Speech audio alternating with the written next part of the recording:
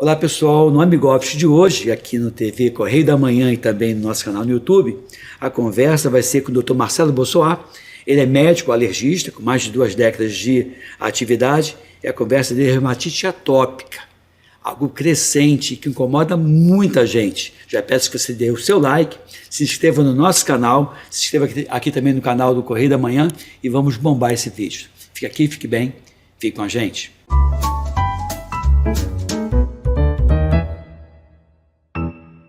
Olá pessoal, estamos de volta aqui no nosso podcast, Edmilson Migovski, também da TV Correio da Manhã. Aqui comigo o Dr. Marcelo Bossoá. Ele é médico alergista, coordenador do programa do Projeto Brasil Sem Alergia, que atua em vários pontos do Rio de Janeiro e em outras cidades também. Tem a ambição de levar isso para outros estados, outras cidades. Se Deus quiser, Deus vai abençoar, vai fazer com que isso ocorra. E nesse bloco a gente destinou para dermatite atópica. Exato. Que acomete aí cerca de... muita gente. Não tem aqui em cabeça quanta gente é acometida. Muita gente. A alergia, no geral, chega a 35% a 50%. Exatamente. Da dermatite é um dos problemas principais de alergia da pele? Sim, Marcelo? sim. A maioria dos pacientes que nos procura é justamente com dermatite atópica e outro problema é a urticária também, que nós vamos falar um pouco. Marcelo, como é que identifica ou pensa em dermatite atópica? Então, aquele paciente que tem um prurido muito intenso, uma coceira muito intensa pelo corpo. Muitas das vezes a dermatite atópica ela se dá nas regiões de dobras, ou seja, atrás da perna, aqui nessa região aqui da fossa, exato, cotovelo, as regiões de dobras principalmente.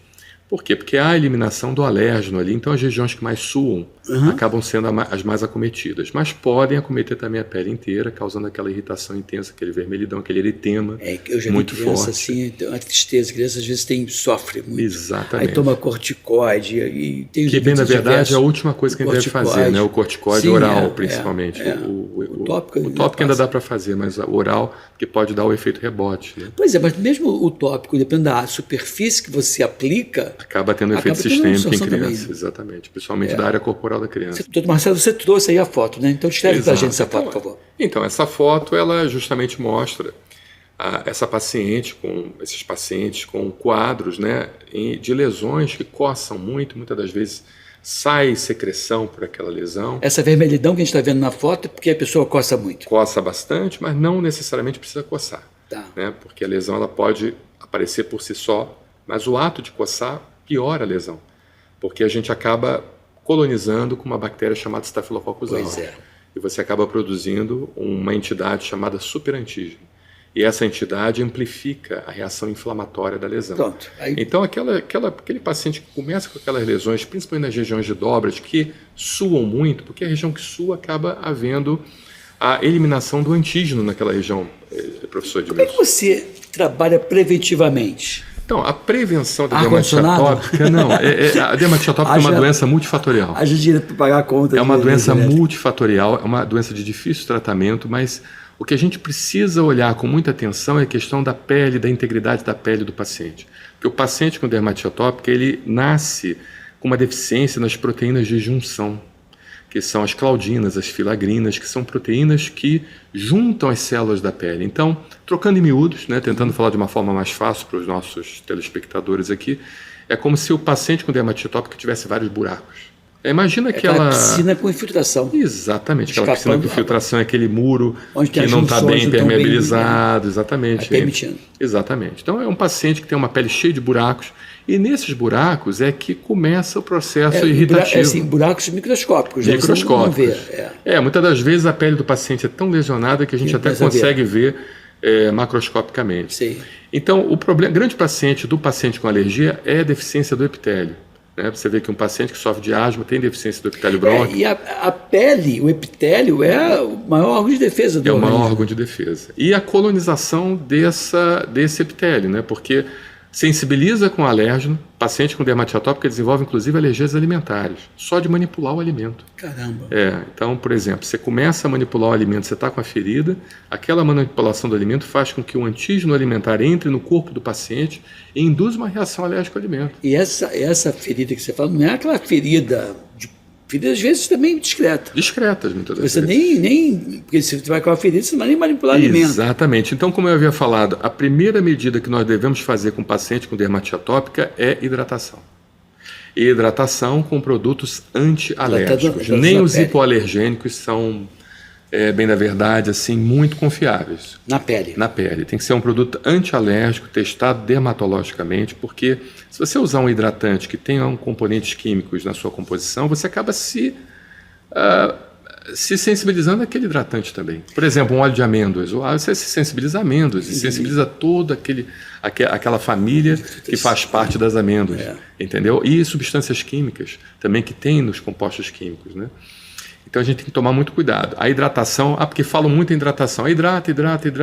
Ótimo, mas tem que ser hidratado com hidratantes antialérgicos testados dermatologicamente e com autorização da vigilância sanitária. Não pode fazer qualquer coisa. E isso entra provavelmente como um cosmético, né? Ele tributa como cosmético e a tributação lá em cima e, mais uma vez, a população... Mas por que hidratação? Porque a hidratação, ela fecha os buracos.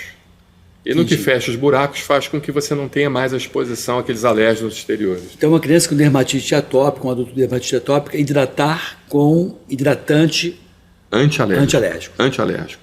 E que seja certificado.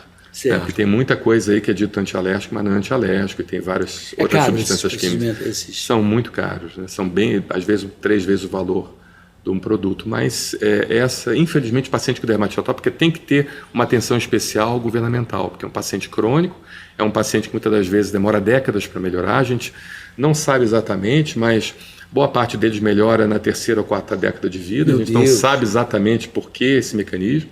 Você cansou de maltratar essa pessoa. E fora o paciente com dermatite atópica complicada, aquele paciente que tem dermatite atópica moderada, grave. Esses pacientes sofrem mais ainda, porque você tem as complicações, né? Ou seja, porque a gente sabe que um paciente com dermatite atópica tem que evitar produtos químicos, então ele não pode lavar a roupa dele com amaciante de roupa, nem sabão em pó comum, tem que ser um sabão de coco. O paciente com dermatite atópica tem que fazer o controle de ambiente, né? Muito bem feito, porque a gente sabe que esse buraco que é feito na pele também recebe o ácaro, recebe a poeira, recebe o pelo do animal, recebe o mofo, recebe todos aqueles tipos de alérgenos, aeroalérgenos, alérgenos ambientais. Então tem que forrar o colchão e travesseiro, tem que retirar tapete, cortina, carpete, edredom, bicho de pelúcia. Casa clean. Clean, exatamente. É um paciente que tem que fazer a erradicação da bactéria Staphylococcus aureus, porque o Staphylococcus aureus induz a produção do superantígeno, esse superantígeno amplifica a reação inflamatória. Meu Deus. Exatamente. É um ciclo vicioso mesmo. É um ciclo vicioso. E aí você tem que tentar reverter isso. E tem que identificar os alérgenos ambientais. E aí e alimentares são os testes também. alérgicos que você faz. Isso, mas o que acontece? Muito paciente com dermatite atópica vem com várias positividades. Ou seja, você pede o teste e vem positivo a tudo. Aí você vai identificar o que é sensibilização e o que é realmente alergia. Porque nem tudo que é sensibilização é processo alérgico. Claro. Então, por exemplo, às vezes hoje você tem uma panaceia, uma falácia contra o leite, né? Então, o paciente chega num consultório pediátrico, o pediatra vai lá, pede quero saber se meu filho é alérgico a leite. Mas ele toma o leite, ele passa mal? Não passa. Ele desenvolve alguma coisa, mas vem o IgE positivo para o leite. Entendeu? Então, a mãe acaba retirando, o responsável acaba retirando aquele leite da alimentação, e isso acaba induzindo uma piora do quadro clínico, porque aquele paciente que era sensível, quando eu retiro o leite da alimentação, ele não desenvolve mais a tolerância ao leite, porque ele retirou o consumo crônico do leite prévio, então acaba induzindo Ou seja, isso faz quase como uma imunoterapia com leite. Exatamente. Então por isso que você precisa identificar os alérgenos, e na identificação dos alérgenos saber realmente qual é o alérgeno que está causando a doença e qual é aquele que é só a sensibilização. Ou seja, aquela velha história, a clínica é soberana. Exatamente, a clínica é soberana. Nesse caso, a questão da epigenética, que a gente já falou aqui num outro momento, mas eu queria que você repetisse também, entra, né? Sim, a epigenética é algo muito importante. Até vou contar um pouquinho de fatos históricos. Por exemplo, nós vivemos alguns genocídios, né? Um deles foi o genocídio judeu. Sim. Muitos judeus morreram na Segunda Guerra Mundial por causa daquele cara que não vou dizer o nome, não, senão a live cai. Entendeu? Que também não merece a gente falar sobre ele, né? Ele não merece. Mas assim, a epigenética começou muitas das vezes com estudos ligados à psiquiatria. Então, foram feitos estudos com judeus que sofreram no Holocausto e judeus que muitas das vezes era da mesma linhagem familiar, mas que moravam nos Estados Unidos. E viram que os descendentes de judeus que sofreram o Holocausto, os descendentes, não é aqueles judeus que sofreram o Holocausto, mas os descendentes, filhos, netos, bisnetos, tinham muito mais problemas psiquiátricos, psicológicos, cognitivos do que aqueles judeus que não sofreram, por assim dizer, o Holocausto. E isso não tem, muitas das vezes, relação com a influência negativa que os pais transmitiram por causa daquele sofrimento, né? Então mostrou-se que realmente existe, por aqueles pais terem produzido uma quantidade muito grande do hormônio cortisol, então esse hormônio cortisol acabou induzindo um processo psiquiátrico genes, claro, devido à expressão de determinados genes. Entendeu? Então os estudos começaram assim, na epigenética.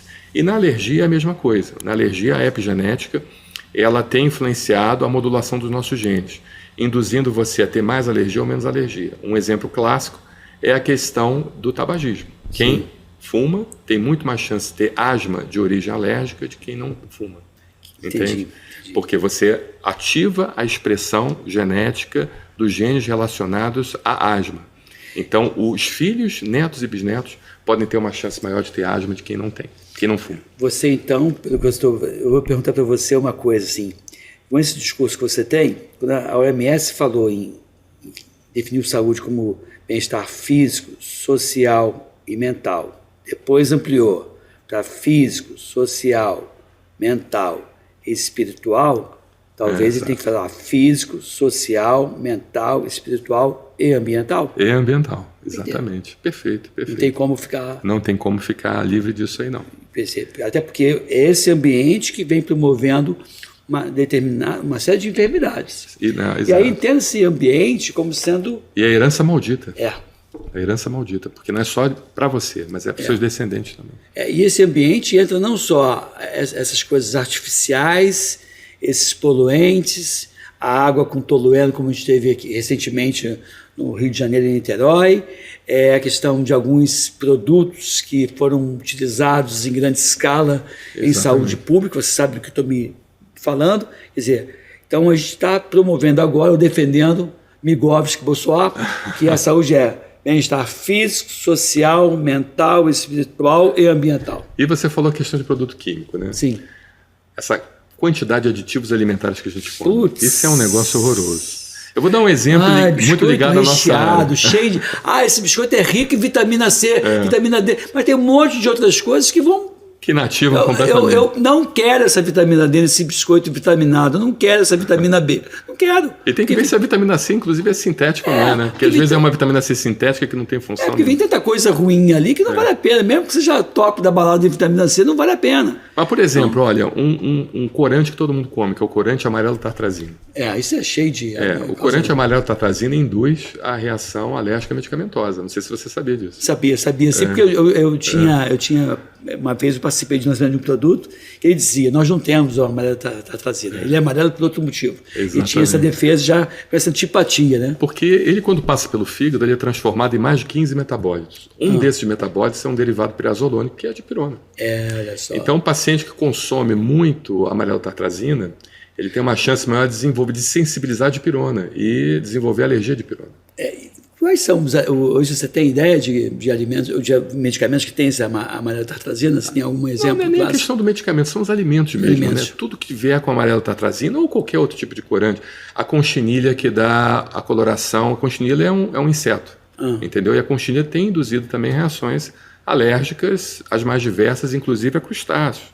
Então, porque existe um componente chamado tropomiosina, que é um componente comum no ácaro, que é comum nos crustáceos, e pode haver uma reação cruzada entre os alérgenos. Né? A tropomiosina, por exemplo. Outro estudo também, sim, hoje a gente está falando muito da questão judaica, né? Mas acabou que coincidiu isso. Um estudo também que foram feitos com judeus, interessante, né? Judeus ultra-ortodoxos que não fazem consumo, em hipótese nenhuma, de crustáceos. Mas que, de certa forma, só ao cheirarem crustáceos desenvolveram reação alérgica. Como é que você explica isso? Entendeu? Aí é alguma coisa cruzada. Tropomiosina. Então, quer dizer, ao ácaro, inclusive. O próprio ácaro induz a reação ao crustáceo. Então, quer dizer, a dermatite atópica, infelizmente, é algo crescente. A gente já falou um pouquinho da questão da prevenção.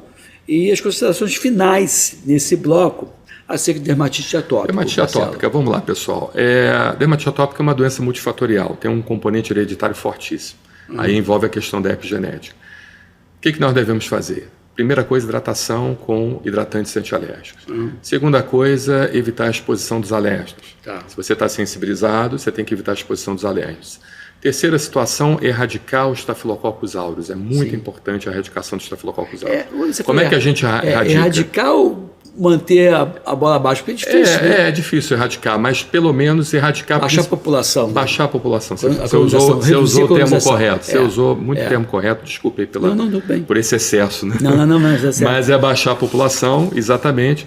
E principalmente a questão relacionada ao uso de antibióticos. É importante utilizar antibiótico com a indicação do seu médico, né?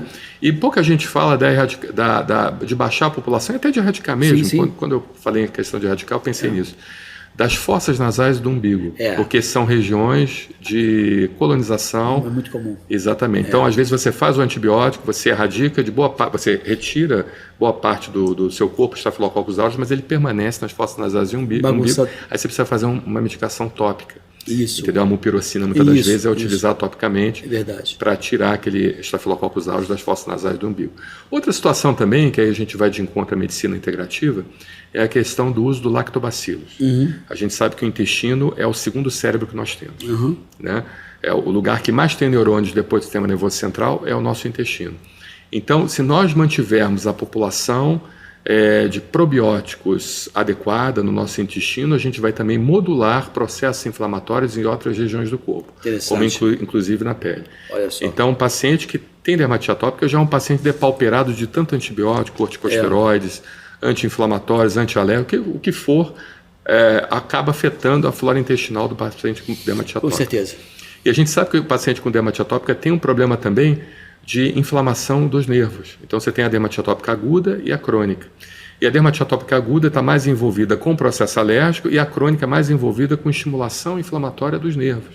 Então, os tratamentos são completamente diferentes, tanto na aguda quanto para a crônica. A aguda a gente faz uma coisa e a crônica a gente faz outra. É importante ter um suporte do especialista, porque você Exatamente. E a alergia evoluiu muito nos últimos anos. Exatamente. Você fala coisas que você não aprendeu isso na faculdade. Você aprendeu isso depois, nos seus cursos, na sua experiência, nos artigos que você leu. Você é quase um autodidata hoje em alergia, quando compara você hoje com você de 15 anos atrás. Exatamente. Gente, por isso que é importante ter acesso a pessoas que estão estudando, preocupadas com você. A gente está acabando esse bloco. Eu espero que você esteja gostando, que você dê aqui o teu like, compartilhe, se inscreva no meu canal, acompanhe o Marcelo Bossoá também nas redes sociais dele. Fique aqui, fique bem, fique com a gente.